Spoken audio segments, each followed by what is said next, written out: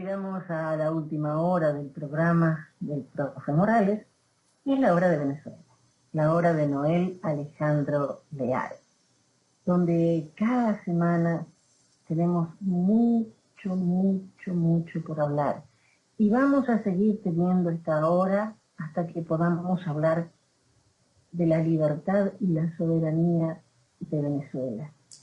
Y el Dios mediante tiene que llegar pronto. Noel Alejandro Leal, muy buenas madrugadas. Buenas madrugadas, Jenny, profe, y a todos los que nos escuchan hoy. Gracias por esta nueva oportunidad.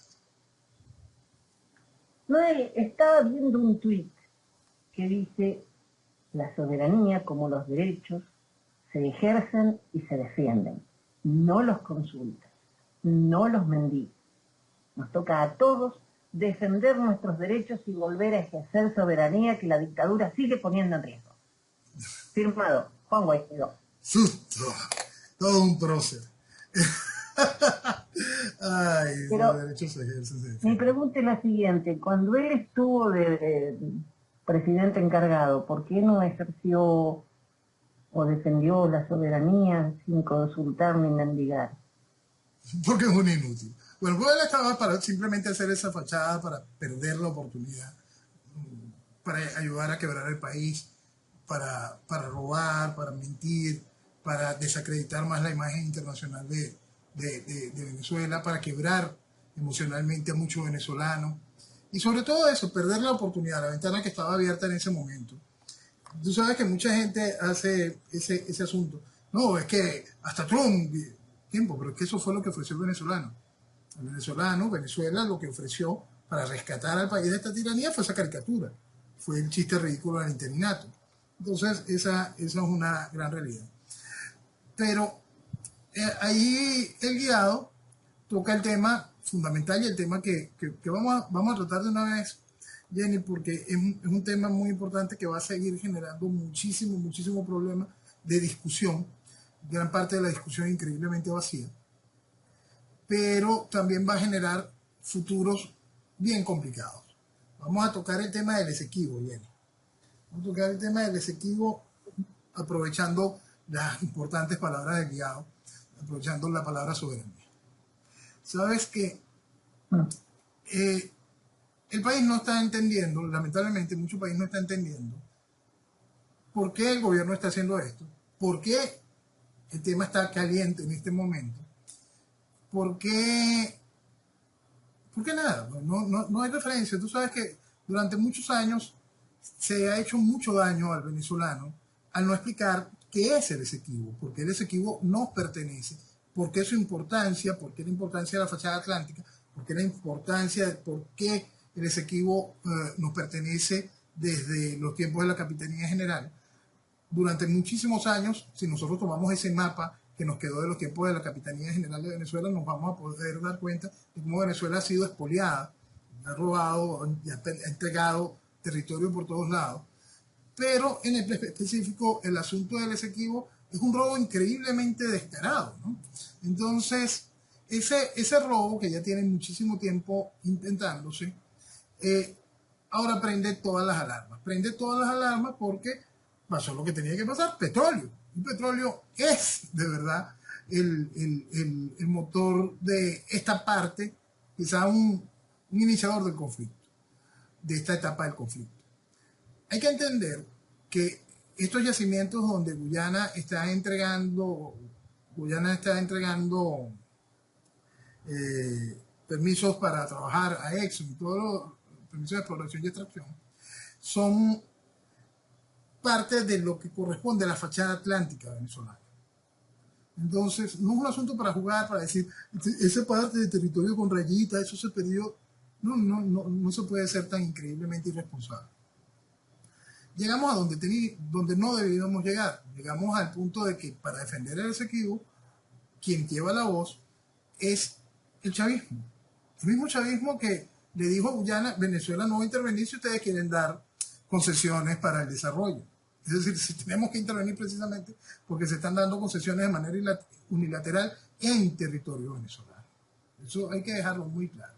En territorio venezolano. ¿Ok? Entonces, si bien nuestra frontera hacia el este es en el río Esequibo.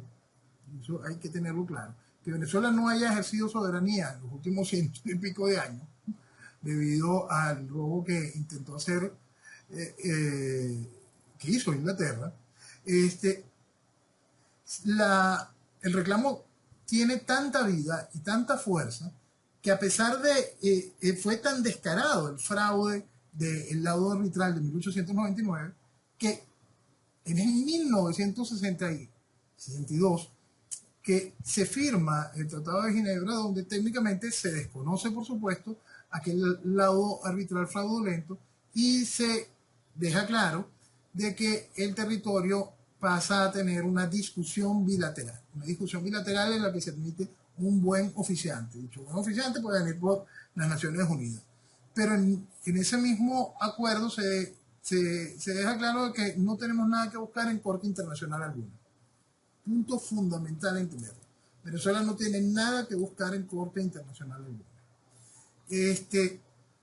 Por supuesto que el gobierno hace todas las trampas para poder aprovechar la oportunidad. Las trampas son infinitas. Los beneficios que va a obtener el chavismo en esto no tienen nombre. Uno se legitima, hace que personas que somos formales, contrarias a cualquier iniciativa del gobierno, tengamos que mirar esto y mirarlo con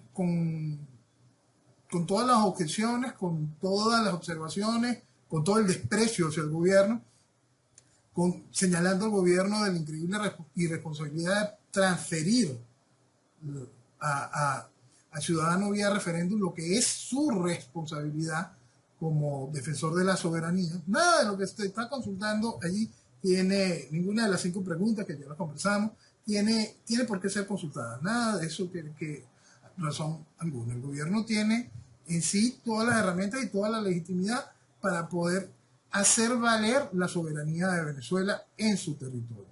Es decir, nada de lo que se busca hacer con la consulta tiene mayor repercusión frente a lo que es la realidad de lo que es la historia constitucional de Venezuela. ¿Okay? Entonces, no hay constitución en donde no se haga referencia a que la frontera de Venezuela, el territorio de Venezuela, es lo que correspondía a la Capitanía General de Venezuela. Entonces eso no se discute. Que el gobierno quiera trasladar eso es por la cantidad de beneficios que quiere colocar allí. El primero de los beneficios que va a obtener el gobierno es un beneficio que técnicamente nos involucra a todos. El hecho de que se descubriese de manera formal petróleo en el 2015 incendió todas estas alarmas. Una Venezuela increíblemente desprestigiada en manos del chavismo, una Venezuela que no había hecho absolutamente nada de lo correcto tampoco por hacer valer su posesión en el territorio Esequibo y lo que representa la fachada atlántica, se queda en esta situación realmente complicada. Apareció el petróleo. Guyana empieza a ceder concesiones y, por supuesto, si esas concesiones se hacen valer, va totalmente en contra de nuestro reclamo por nuestro territorio. Por lo tanto, hay que frenar eso. ¿Cómo lo frenas? Empieza con una serie de estructuras diplomáticas. La primera gran metida de pata del gobierno en esta etapa es muy similar a lo que había hecho el interinato cuando reconoció los intereses de una deuda ilegal. Entonces, si reconociste los intereses de una deuda ilegal, pasaste a reconocer la existencia de la deuda. ¿Qué hizo el gobierno? Guyana fue y tocó las puertas de la Corte Internacional y el gobierno fue y le dijo a la Corte Internacional y metió cualquier cantidad de documentos negando las posiciones de Guyana. No, el gobierno simplemente tenía que mantenerse en su realidad. No aceptamos Corte Internacional alguna. Eso es lo que dice el acuerdo. Yo no estoy violando ninguna ley, no acepto ninguna Corte Internacional porque Venezuela ya ha sido víctima de un expolio salvaje en las Cortes Internacionales. Entonces simplemente no aceptamos Corte Internacional. Pero ya el gobierno había metido su pata y eso en términos legales va a traer también sus consecuencias. Por eso el gobierno busca blindarse frente a un hecho de un efecto nacional, pues de todo un país diciendo nosotros queremos recuperar nuestro territorio. El comportamiento histórico de Venezuela con respecto a Guyana, con respecto a nuestro territorio, ha sido de noble para pendejo. ¿Por qué? Porque el territorio le pertenece a Venezuela. Haberlo ejercido durante años, lo que pasa es que para entender, hay que entender mucho la historia de Venezuela, la gran cantidad de debilidades políticas que ha vivido Venezuela, toda la historia de los caudillos, todo lo que tuvimos nosotros posterior a la guerra de la independencia, a la guerra federal, toda esta etapa de caudillos que te decía referencia, las dictaduras que tuvieron también sus procesos primero para intentar nuclearse en lo interno y poner en orden el país donde se ejercía gobierno, pues. Todo esto hizo que se retrasara la debida posesión de ese territorio. Ya en la época de la pseudodemocracia, con todos sus bemoles, con todos sus desastres, gracias a lo que ya había esbozado durante el gobierno de Pérez Jiménez, que sería la posible retoma militar del territorio, eso abrió las posibilidades de este acuerdo de Ginebra. Había que calmar de alguna u otra manera el ansia de Venezuela por la recuperación de él. El asunto es que llegamos a esta realidad, llegamos a donde no debíamos llegar, a que el chavismo tuviese que ser el protagonista de esta etapa de la discusión. ¿El referéndum va a ir? Sí, seguramente, el referéndum va a ir. ¿Hay algún problema de que si alguna de estas preguntas es complicada? Eso es leguleyerismo barato. Porque ninguna persona que asista a votar, bien sea por voluntad o obligada, va a ponerse a determinar que si el contenido de esta pregunta me afecta de una manera u otra, o si el contenido específico de esta pregunta, al decir que se desconoce la Corte, puede funcionar mañana para un aval de que Maduro también desconozca las Cortes por sus acusaciones de criminal de lesa humanidad. Nadie va a medir nada de eso. Esa es una gran realidad. Desconocer la Corte es parte de la tradición con la que Venezuela ha llevado el asunto del Esequibo y debe continuar siendo. Nada más pensar en llegar a alguna corte internacional con la mala imagen que tiene el gobierno de Venezuela hoy, sería un absurdo, ¿no? Llegaría a la frontera de Higuerote. Entonces, el Esequibo tiene demasiados amigos. gente que cuando uno quiere ubicarla dentro del proceso ideológico, dice, no, estos deberían de estar con el lado del chavismo. Pero es que el chavismo lo que quiere es destruir Venezuela. Ver el comportamiento de Almagro, ver el comportamiento de Guterres, todos socialistas. Ahí hacemos una frenadita. Cuéntame. Guterres otra vez está alterado. Claro. Él confía en la vena de Venezuela y Guyana para impedir cualquier acción que alargue o prolongue la controversia por el territorio Esequibo. Esto lo dijo el jueves pasado. Así es. Pero la portavoz aseguró que Guterres sigue con preocupación la escalada de tensión entre ambos países. ¿Qué le pasa a este señor que todas las semanas sale con algo? Bueno, la realidad, Jenny, es que es un asunto que se debe mirar con preocupación. Eso es una gran realidad. El hecho de que la recuperación del Esequibo sea viable para Venezuela siempre será un hecho de mano militar. Creer que sin la exhibición de fuerza Guyana va a ceder en sus apetencias es falso. No. Eso es imposible. Eso es un imposible. ¿Se pasa de la exhibición de fuerza? Seguramente. Y entonces, en el momento, porque por eso es que es tan complicado entender esto. Si nosotros nos vamos al punto 5 de las preguntas, para que se pueda hacer viable el cumplimiento del referéndum y de lo que se dice en el referéndum, y sobre todo en el punto 5, significa que Venezuela tiene que ir a ejercer soberanía en ese territorio. Por lo tanto, al momento de hacerla, lo más seguro es que por parte de Guyana pretendan frenar el ejercicio de soberanía, lo cual llevaría a enfrentamientos. Estamos hablando de guerra. Y eso tiene que levantar preocupaciones, por supuesto. Y más cuando estamos hablando de los distintos conflictos globales que están existiendo. Uno siempre tomar el mapa darnos cuenta cómo se están prendiendo lucecitas calientes en todos lados y prender una lucecita caliente en Latinoamérica con ese tema es muy interesante para muchísimos intereses. Ok, volvemos a la parte esta de lo ideológico. No deberían de estar con Chávez, con el chavismo. Lo que pasa es que hay que entender que el chavismo lo que quiere es destruir a Venezuela. Y esto también. Es decir, es el mismo pensamiento, destruir a Venezuela. Por eso es que funcionan también en conjunto. Este asunto del Esequibo, como decimos, tiene muchísimos amigos. Y hay que comprenderlo desde todo el proceso histórico. ¿Cómo fue posible que aquellos jueces, un juez ruso, un juez norteamericano, se vendieran y le dieran a Inglaterra esto de una manera absolutamente ilegal? Que después el mismo juez norteamericano reconociera lo que nosotros hicimos fue un robo salvaje, fue una cochinada increíble. Y eso es lo que deja claro la posibilidad después del acuerdo de Ginebra. ¿Discutir esto hoy a través de un buen oficiante es viable? Sí, cómo no. Pero Gutiérrez lo que ofreció como buen oficiante fue al noruego Dag Milland. Pretender aceptarlo es casi tan ridículo y tan asqueroso como aceptarlo para las negociaciones de la plataforma unitaria de gobierno. Bueno, lo que sucedió. Entonces,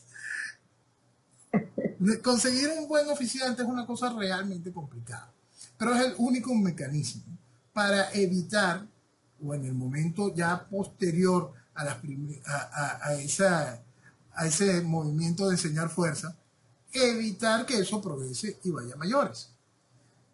Esa discusión volverá a meterse en un congelador, seguramente, y quizás sea lo mejor para Venezuela. Esa discusión puede generar los espacios para que, ante la necesidad de extraer petróleo y hacer negocios, se pueda buscar la manera de que ambas naciones obtengan beneficio económico de eso. Seguramente esa será la vía que se encontrará, y eso es negativo para Venezuela. No porque Venezuela no necesite los recursos, sino porque eso le está validando de una vez soberanía a Guyana en nuestro territorio. Claro. Entonces eso es muy importante entender que ese tipo de cosas son lo que por lógica va a venir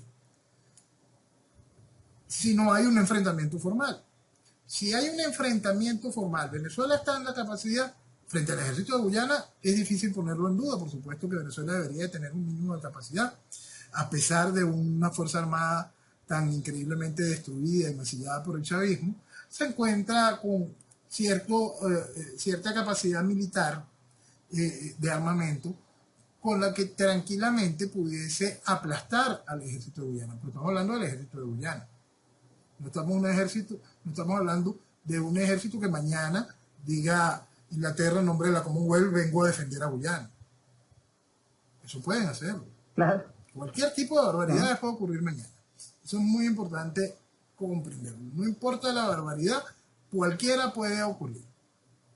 Por eso es que es tan importante que exista una sola voz, de manera clara, hablando de que ese territorio le pertenece a Venezuela. Y que lamentablemente muchos venezolanos no terminan de entender que eso no es algo de que es un pote de humo del gobierno ahorita. No. La bomba estalló cuando se empezó a dar concesiones sobre petróleo en nuestro territorio por parte de otro país. Eso hay que comprenderlo, es nuestra realidad y eso es básico. Hay mucha gente que vive tirando el territorio Esequibo a pérdida y son los mismos que han tirado a pérdida a Venezuela entera. Es muy difícil la situación. Pero es demasiado territorio para tirarlo a pérdida. Se han tirado a pérdida a Venezuela Son 24. entera. Ese es el problema. Se han tirado a pérdida a Venezuela entera. Eso es lo peor del cuento. Porque explicar la magnitud de lo que significa solamente en territorio el Esequibo ya lo hemos hecho. Explicar lo vital que es la fachada atlántica ya lo hemos hecho. Hablar sobre las riquezas ya lo hemos hecho. Hablar sobre la belleza ya lo hemos hecho. Todo se ha dicho. Pero todavía hay mucho mal venezolano. Mucho mal venezolano. Muchos venezolanos absolutamente inconscientes. Muchos venezolanos que no logra entender que Venezuela tiene un problema ideológico y que se refiere al chavismo y esa estructura opositora, que sacando esa basura y poniéndolo a un lado, Venezuela es magia pura otra vez, y dentro de esa magia el Esequibo le pertenece. Nosotros no podemos perder nuestro territorio Esequibo. Sobran las razones. siempre quiero invocar en primero nuestra fachada atlántica. Y es fundamental comprender eso para el desarrollo futuro de Venezuela, en lo que tiene que ver todavía y por mucho tiempo con el área gasífera y petrolera. Entonces, ¿el gobierno va a llevar a cabo el referéndum? Como repetimos, seguramente sí. ¿El venezolano va a votar? En realidad el venezolano en su gran mayoría al final va a ir a votar. El gobierno sabe generar una serie de mecanismos, y ahora vamos a hablar de las ganancias que va a obtener el gobierno, una serie de mecanismos de presión para que el venezolano tenga que ir a votar. El gobierno, ¿qué gana? Gana precisamente ese mensaje. 2, valida su sistema electoral. 3, pone a gente a rodar en las calles, que hasta serán videos utilizados después para rellenar futuras elecciones donde la gente no asista. Hasta eso gana. Gana, por supuesto, el poder hablar en nombre de todos los venezolanos que participen, como el gobierno legítimo, mucho antes de las elecciones que vengan a legitimarlo en el 2024. Es decir, por supuesto que hay un paquete increíble de ganancias para el gobierno. Objetar el referéndum. Claro, hay que hacer todas las observaciones y volver al punto. No hay razón alguna para que el gobierno pretenda traspasar su responsabilidad al ciudadano. El asunto es que lo va a hacer. Usted está en tiranía, entiéndalo. El gobierno va a hacer todo lo que le dé la gana. Porque si usted no quiere que el gobierno haga lo que le dé la gana, hay que extraer la tiranía. Ese es el primer punto. Mientras tanto, el gobierno hará lo que le dé la gana. Y eso lo que le dé la gana puede traer como consecuencia de que el país irresponsable no asistió al llamado del gobierno y el gobierno se vio en la obligación de ceder el Esequibo. Cualquiera de las cochinadas están puestas sobre la mesa. No hay cochinada que no le traiga beneficio al gobierno. Y todas las pueden llevar a cabo con total y absoluta tranquilidad. No tienen el más mínimo inconveniente en ser lo que son. Gente dañada y dañina para Venezuela. Debemos recordar que todo lo que hizo Chávez y todo lo que hace el chavismo es en contra de Venezuela y del venezolano. Hoy el Esequibo está en riesgo. La imagen de la soberanía de Venezuela está mucho más golpeada todavía de lo que venía, tanto histórica como con la guinda que le ha puesto el chavismo. Pero la realidad está allí.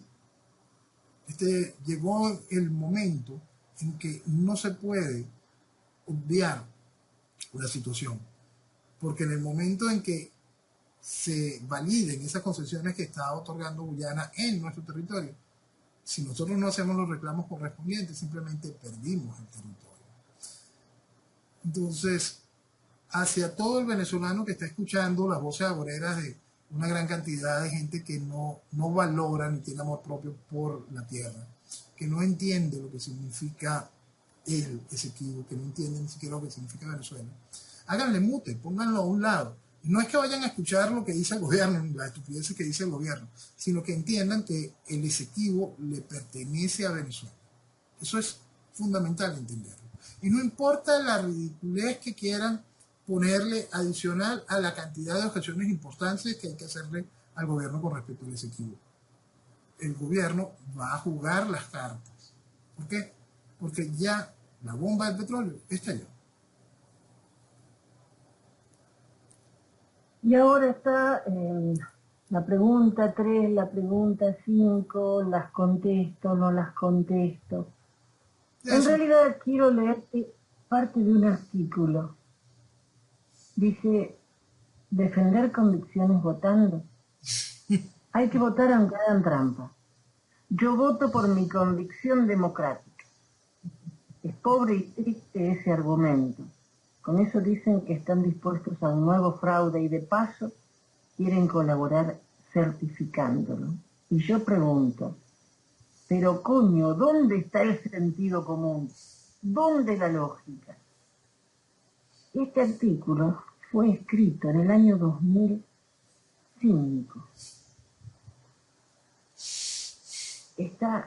Le conviene que lo lean. Yo lo voy a poner después de que al mediodía suba las horas. Termina diciendo, la legitimidad de los gobiernos se mide en los actos democráticos. No hay mayor acto democrático que el voto. Si nadie vota, estamos claros que no hay democracia. Esto lo escribió en 2005 Noel Alejandro Leal. Así es. Gracias, Jenny, gracias por traerlo. Hoy en mi país pasa exactamente lo mismo. Y es una realidad por el uso que se le ha, el abuso que se le ha dado a la democracia y a esa herramienta que es el voto. Ahí precisamente, mira España, ahí precisamente cuando escribí ese artículo era previo a la abstención del 2005 y en ese momento dejamos claro de que no había democracia, simplemente el país por completo se abstuvo. La participación del chavismo, que fue lo único que fueron a votar, aparte de Julio Borges y Capriles, que dijeron que habían ido a votar. Es importante recordarlo. Fue realmente ridícula. Pero lamentablemente el país le volvió a ceder su vocería a la estructura política y aquel esfuerzo, donde quedó claro, no hay democracia, se perdió, se desvaneció. Otra de esas oportunidades. El país ha hecho dos cosas como país completo extraordinarias contra el chavismo. La primera, la marcha de abril del 2002, y la segunda fue esa extensión del 2005. Fueron dos mensajes contundentes en los cuales el gobierno realmente se vio en grandes aprietos. Pero ya para la segunda contaba perfectamente, muy bien lubricada la estructura del colaboracionismo.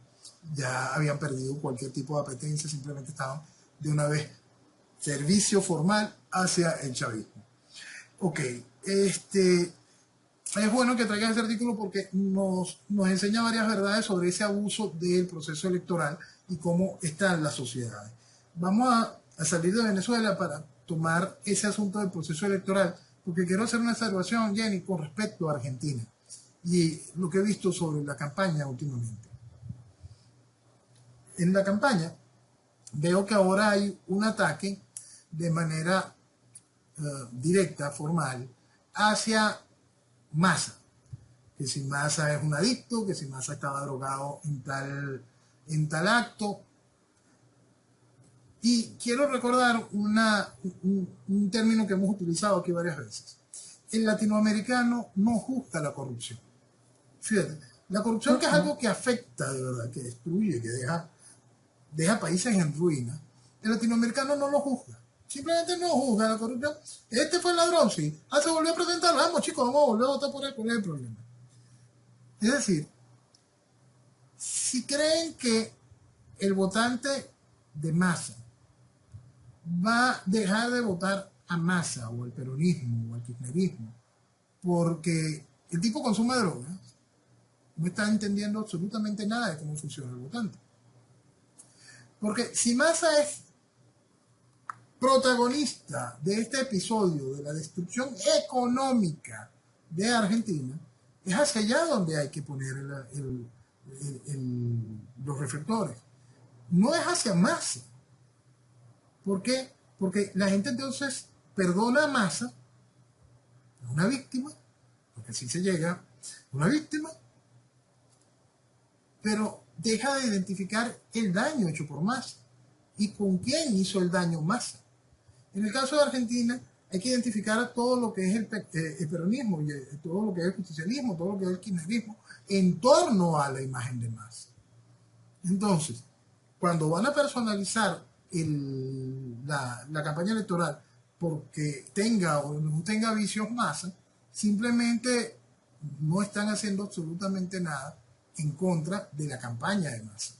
Y eso quizá sea bueno como lecciones para el futuro en los países que tengan algún tipo de posibilidad democrática, o si algún día Venezuela llega a tener algún tipo de posibilidad democrática. Es llegar a comprender que no se puede personalizar ni siquiera cuando se ataca a un candidato. No, es el todo. Comprender de dónde viene, el por qué lo ha hecho y por qué lo seguirá haciendo. Ese es el único mensaje que puede hacer que con votos eso cambie un poquito la balanza. Es posible que un aluvión real de votos contenga la otra etapa, que es los votos vía fraude. Sí, cómo no, es posible. ¿Puede suceder? Sí, cómo no, pero es un porcentaje muy bajito. Entonces es tan importante hacer la campaña en el sentido correcto, porque el mañana es lo que brinda las oportunidades.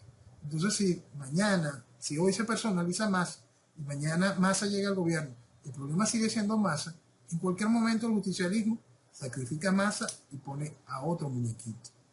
Y el mal continúa igualito. Es difícil, Jenny, pero es parte de la realidad de estos procesos donde se abusa de la democracia y se abusa del voto. Yo fui siempre una defensora a ultranza del voto. Cuando llegué a este país, el día que me dieron la ciudadanía me anoté para votar. Pero en el balotaje en Argentina yo no voy a votar. No, entiendo. ¿Para qué? Si el que controla es Smartmatic.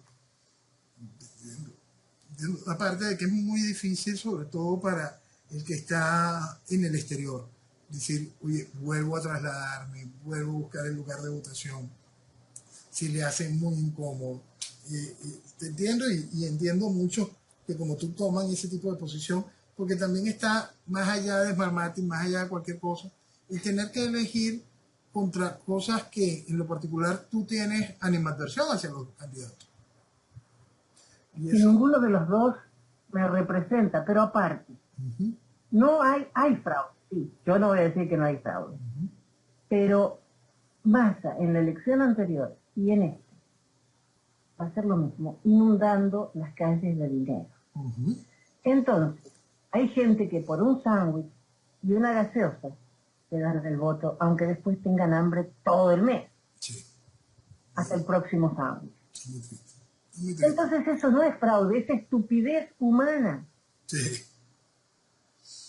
Es y democracia. yo no quiero ser cómplice, vivo lejos, toda mi familia está allá, mis sobrinos son chicos, me duele mucho por ellos, pero mi voto acá no va a servir de nada, el voto en el exterior realmente es mínimo, y ya, nosotros la elección anterior estuvimos en el Hotel Marriott, donde se hizo, lleno de gente, argentinos que venían de todas partes de la Florida a votar. Saben que ahora va a venir un porcentaje muy chico. Sí. Nadie se va a venir de Orlando acá a votar porque sabe que su voto no vale. Aquí, en Miami, ganó lejos Patricia Bullrich. Esa gente como yo que le votó a Patricia no tiene ganas de volver a hacerlo. Porque no tengo una opción. Eso es, se pone realmente difícil para todos, porque nos ponen en cosas increíblemente absurdas. Nosotros en Venezuela nos pusieron en un momento a elegir entre Chávez y Rosales. Entonces, entre Maduro y Capriles, cosas increíblemente absurdas.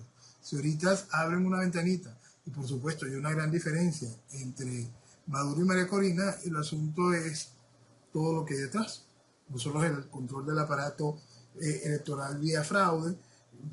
Yo creo que más allá, en el caso venezolano, más allá de todas las tonterías que no, en realidad no son tonterías, todas las realidades que podemos escribir sobre lo grave que es la situación venezolana a nivel de esquema electoral y el control que ejerce el chavismo, cualquier cantidad de cosas, es entender lo peligroso del juego de la democracia. En el caso de Venezuela, jugar a la democracia es terrible, es terrible. ¿Por qué? Porque Venezuela está destruida en todo sentido. Y pretender que por vía democrática se puede generar algo en Venezuela que evite que el país se despedace es absurdo, es terriblemente absurdo. Y precisamente en ese juego de los absurdos, de la democracia y todo lo demás, quiero llegar a España, Jenny, porque hay que llegar a España y hay que entender parte de lo que dijimos la semana pasada. La semana pasada explicábamos que la ley de amnistía se iba a dar, que se le iban a presentar al rey, que el rey tendría que aprobarlo, y hicimos un comentario ayer, explicamos que hay que entender que esperar cualquier reacción contraria fuera de ese libreto es un error. Parece que eso se entendió. Eso se entendió, ya España estaba consciente de esa realidad y salió a protestar. Salió a protestar Y era esta sensación de déjà vu, porque todo lo que estaban diciendo los españoles, hasta los cánticos, las protestas, las situaciones en general, era todo lo que ya Venezuela vivió. Yo pienso en la gran cantidad de venezolanos en España teniendo que volver a revivir esos capítulos, ¿no? Vivir de nuevo todo eso y el dolor que deben de sentir, porque saben cuál es el destino si se sigue ese camino. Y en ese camino está plagado por esa mentira de la institucionalidad. Esa gran mentira de la institucionalidad. Y entonces, eso hay que dejarlo claro. Intentar utilizar los mecanismos de la institucionalidad en un proceso de resistencia contra un proceso revolucionario, lo que deja es desgaste social y legitimación del proceso revolucionario. Es muy importante comprender eso. Mientras la gente está en la protesta, en la calle, como debe ser, hay una gran cantidad de gente judicializando la política. Mientras el aparato político del PSOE, de Sánchez, sigue avanzando en una cantidad de acuerdos que van a desmembrar a España, tal como lo explicábamos en aquella entrevista de 1998. Por eso es que es tan importante comprender que esto no es un asunto de el hoy o la necesidad de que tiene Sánchez para poder conseguir los votos para la investidura. La destrucción de España es algo que está marcado por el proceso revolucionario, está marcado por el proceso de socialista del PSOE. ¿Por qué? Porque ellos nacen con un concepto de que España no puede ser reina, no puede ser reino. Y lo que une a España es precisamente o el reino o como lo mantenía unida Franco. Si no, se despedaza. Increíble. Por eso recuerdo yo que en ese programa hablábamos, quizá tengamos que hablar en un futuro próximo sobre lo que fue España. Y estamos a pasos de vivir escenarios como eso. Por eso es que es tan importante entender que no hay espacio para el juego institucional. Revisando parte de los acuerdos a los cuales está llegando Sánchez con cada uno de los partidos separatistas, el daño que se le está haciendo a España, la hipoteca que se le está haciendo al futuro de la soberanía de España, no tiene nombre. Es una cosa que es imposible no juzgar a todos y cada uno de ellos como traidores a la patria. Empezando por Sánchez, por supuesto, pero todo el PSOE completo. Es imposible no tener esa sensación tan increíble de que se haga todo el nivel del abuso frente a la voluntad de la sociedad. Y ahí vamos a este punto de la voluntad de la sociedad, el voto, los peligros de los gobiernos Frankenstein. Las democracias parlamentarias son un sueño que muchos de nuestros países presidencialistas ven como una oportunidad para salir del cáncer del presidencialismo. Estas democracias parlamentarias van generando este tipo de gobiernos Frankenstein. Gobiernos donde a través de, en las partes donde son más sanas, se hacen unas alianzas que impiden el funcionamiento del gobierno. Lo atan. Entonces, no importa las promesas o la visión, debido a que tuvo que constituirse con una serie de alianzas que pueden ser antinaturales ideológicamente con el accionar del partido que tiene la mayoría, hacen que entonces su idea de gobierno se vea cooptada, detenida y se pierda, se desvanezca porque tiene que ir al paso de las alianzas. Ahí es cuando es bueno. Pero cuando es muy malo, es cuando las alianzas hacen que el objetivo que busca ese gobierno se pueda llevar a cabo, que es la destrucción. Era lógico, y pensar lo contrario simplemente va contra cualquier concepto, cualquier entendimiento de la realidad, que lo que venía a hacer el PSOE en manos de Sánchez era continuar la destrucción que había puesto en marcha Zapatero. Entonces, por supuesto que Sánchez iba a continuar la destrucción. Para ese momento contaba con Podemos y con eso pudo hacer todo el andamiaje para dar al avance a la primera legislatura. Ahora, para esta segunda legislatura, Sánchez agarra la Constitución española, la usa como papel higiénico, hace que todo el mundo se ría de eso, se endeuda la soberanía de España, la entrega técnicamente al separatismo para poder mantener el proceso de Sánchez en el gobierno. Es el menor de los premios. Es para poder continuar de verdad con la destrucción de España de manera democrática y voto a voto. Es muy importante comprender que se llega a esta realidad porque se están utilizando los mecanismos institucionales. Lo que uno está proponiendo es una salvajada. Sí, señores, es una salvajada. ¿Por qué? Porque la democracia pervirtió el esquema. La democracia está absolutamente pervertida. En este caso, en el caso particular de España, desde hace muchísimos años, con el asunto de las autonomías y esta cantidad de cosas que han traído un comportamiento que no debe tener un país. Se ha estimulado desde distintos gobiernos el propio proceso separatista. Porque tú no puedes permitir este desastre como el que vive España, de estas regiones autónomas que cada una de ellas se considera una nación independiente. Y no hay ni siquiera ideas de federalizarlas como la famosa Federación Rusa o cualquier cosa de estas. No. El desastre es muchísimo más profundo. Y ese desastre hoy está cobrando un cuerpo realmente impresionante. Pretender detener con mecanismos institucionales lo que Sánchez está a punto de ejecutar es absurdo, es ridículo. Y por eso es que la situación de España obliga a la salvajada.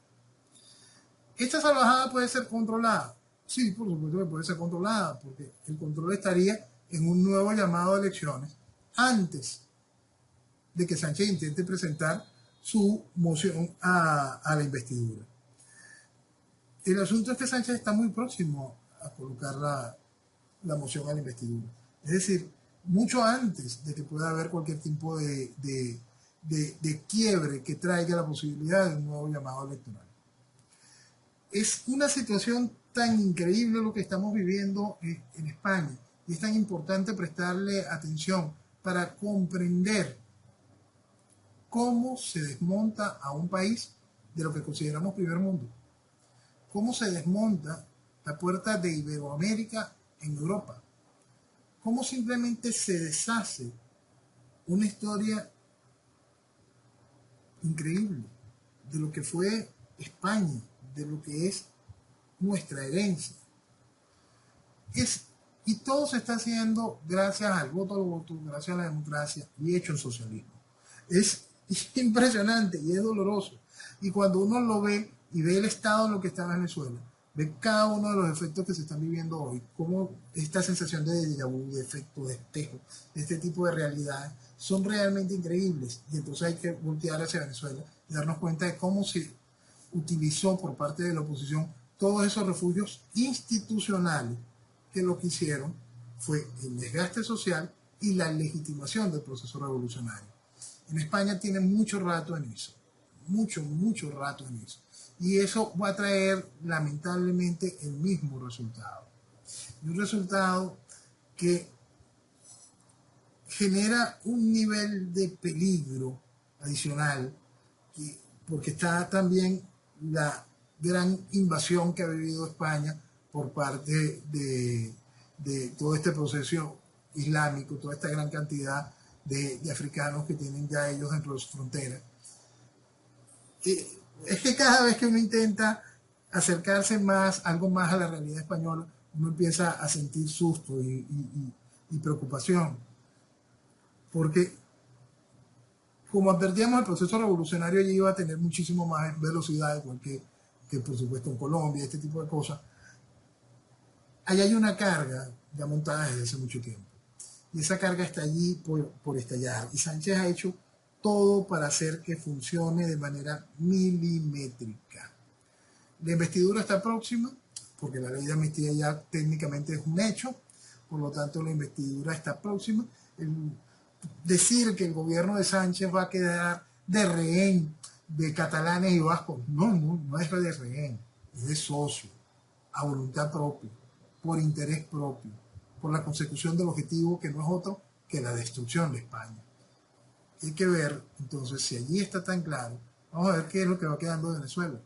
¿Cómo es posible que en cada una de esas mesas de negociaciones y acuerdos, todos y cada uno de los mecanismos institucionales en los cuales Venezuela se vio obligada a participar, lo único que han traído es soluciones contrarias a Venezuela? Porque Venezuela está cada vez más en ruinas. por qué el venezolano ha huido de esta manera y este desangrar increíble que hemos vivido como nación. Porque cada vez tiene más control del narcotráfico, no solo en el gobierno, sino en la sociedad en general. Cada una de estas realidades hoy, gracias a lo que está sucediendo en España, pueden verse, se ven los mecanismos comunes que se han utilizado, los mismos discursos, las maniobras. Es realmente difícil no comprender que la revolución es una sola, que el hilo conductor de todo esto es socialismo y que todo eso se ha hecho en democracia. Esa es la parte más dura de comprenderlo, porque es traer un discurso bien complicado y es un discurso que en lo particular a mí me ha cerrado cualquier cantidad de puertas cuando hago referencia a la realidad venezolana. Tener que traer ese mismo discurso frente a la realidad española es aún más difícil, porque cuando nos enfrentamos a la idea de que la solución en España hoy pasa por un nuevo llamado a elecciones, vamos a ponernos un momento en esa fotografía. Vamos a suponer que España, para evitar el desastre, hace un nuevo llamado a elecciones. Logra ocurrir el milagro, Sánchez no puede ir a la investidura, por lo tanto, se tiene que llamar a elecciones. Sánchez no logra los votos para la investidura, se tiene que llamar a elecciones. España esquiva la bala en ese momento. En esas elecciones serían la muerte definitiva de Vox, porque la gente va a considerar aquel discurso del voto útil y se va a volcar por el PP de Feijóo. El PP de Feijóo, que simplemente sería la continuidad del proceso revolucionario. Feijóo y el PP harían lo imposible, si le faltan votos para poder hacer legislatura autónoma, firmarían primero con cualquier partido separatista antes que con Vox. Hasta eso llegarían. Y eso hay que comprender que eso exactamente es lo que hacía la MUD aquí. La MUD venía y se nucleaba con todos los socialistas que supuestamente no estaban en el chavismo y hacían que ese paquidermo no avanzara, sino que ese paquidermo se estacionara, echara hacia atrás, se perdiera oportunidades, que toda esa fuerza extraordinaria de la oposición se diluyera en discusiones bizantinas, en un proceso ridículo de legitimación del socialismo, de legitimación de la revolución.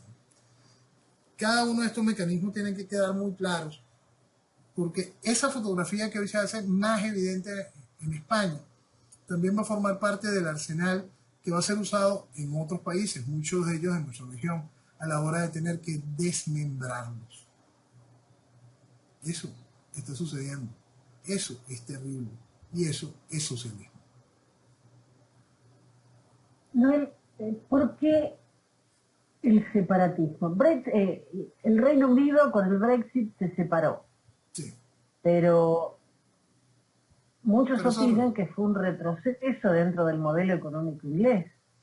Sí, lo que pasa es que eso es otra cosa, Jenny. La salida de Brexit y el proceso económico inglés, del proceso económico europeo es otra cosa. El proceso económico inglés, fíjate que el proceso económico inglés es tal que ellos no aceptaron la zona euro. España mantuvo su libra. Ellos no se aplicaron al euro, aún estando dentro de la Comunidad Europea, aún mucho antes del Brexit. Inglaterra dijo, no, nosotros nos quedamos con nuestra monedita, ustedes vayan a jugar con su euro. Es decir, hay un concepto claro dentro de lo que era Reino Unido, que no le gustaban muchísimas cosas de la Unión Europea, a pesar de ser Reino Unido uno de los motores. Y por eso, a la hora de salir, es quizá de los pocos países que pudieron salir con menos trauma. Por supuesto, eso le genera cualquier cantidad de daño, porque pertenecer a la Unión Europea dentro del esquema tiene sus ventajas, por supuesto que tiene sus ventajas, por supuesto que tiene, y por eso es que el Brexit fue tan complicado y hoy aún es muy complicado, y por supuesto que se ve un deterioro en el proceso económico británico hoy. Lo que pasa es que hay que ver el proceso económico europeo mañana y se ve peor que lo que está sufriendo el proceso británico hoy. ¿Por qué? Porque el lastre de lo que significa muchos de los países que forman parte de la comunidad europea hoy es muy pesado, y más cuando el motor de Europa, que es Alemania, está a punto de entrar en recesión. Entonces eso ya trae quizás se empiecen a ver las facturas positivas de lo que significó el Brexit en su momento. Pero los nacionalismos españoles son otra cosa. Son también totalmente distantes al esquema de lo que era Reino Unido y pensar en una Irlanda y una Escocia separadas. No. Lo de España es algo enfermizo. No hay ni siquiera una lógica. ¿No? Uno no puede decir que Cataluña tiene los mismos ingredientes que Escocia. No tiene nada que ver con la realidad. Uno no puede decir que la comunidad autónoma valenciana tiene la misma identidad nacional que tiene una Irlanda. Eso no tiene nada que ver con la realidad. Entonces, si hoy se habla precisamente que ahí sí cambia el asunto, de cada vez integrarse más. Si España forma parte de esa gran comunidad que es Europa, que es la comunidad europea, ¿cómo es posible que dentro de España vayamos a hablar de separatismo? De que vamos a convertir esto en paisitos. Es realmente absurdo. Pero para allá se va. No lo pongan en duda, para allá se va. Pero, o sea, hay protestas. En realidad, vivir ahora en España es bastante complicado. Sí. Porque hay muchas protestas en todas partes. Protestas que están generando también un caldo difícil de manejar. Esta semana hubo un atentado contra un político reconocido en España, un disparo en la cara.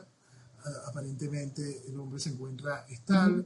Fue un político de referencia en su tiempo, en su momento, pero en la actualidad simplemente no significaba nada dentro del espacio político de este tiempo. Pero eso forma parte de más presión en esa olla, mucho más presión en esa olla. Y España tiene un historial reciente de guerra civil, tiene un historial reciente de una muy fuerte dictadura para poder poner orden y mantener a España unida. Es decir, España es el verdadero polvorín en estos momentos en Europa.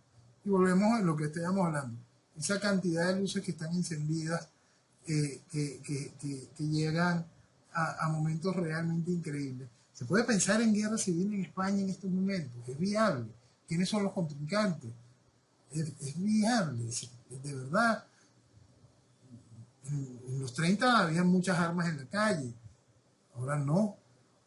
Existen ejércitos más claros, pero y los magrebíes y la cantidad de africanos que está por allá, y esa gente que es técnicamente un ejército de ocupación que está allí, ¿qué papel jugaría si la olla de presión estalla?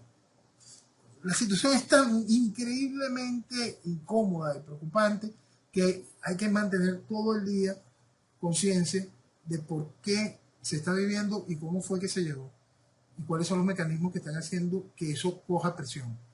Porque para el resto de nuestros países, ahí va parte de las lecciones que hay que aprenderlas.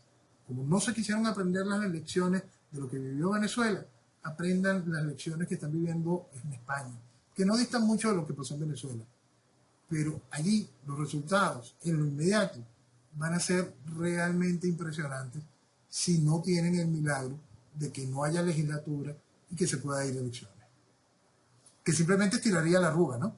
Pero por lo menos traería aire un buen tiempo para ver si llega gente inteligente que pueda desmantelar la bomba.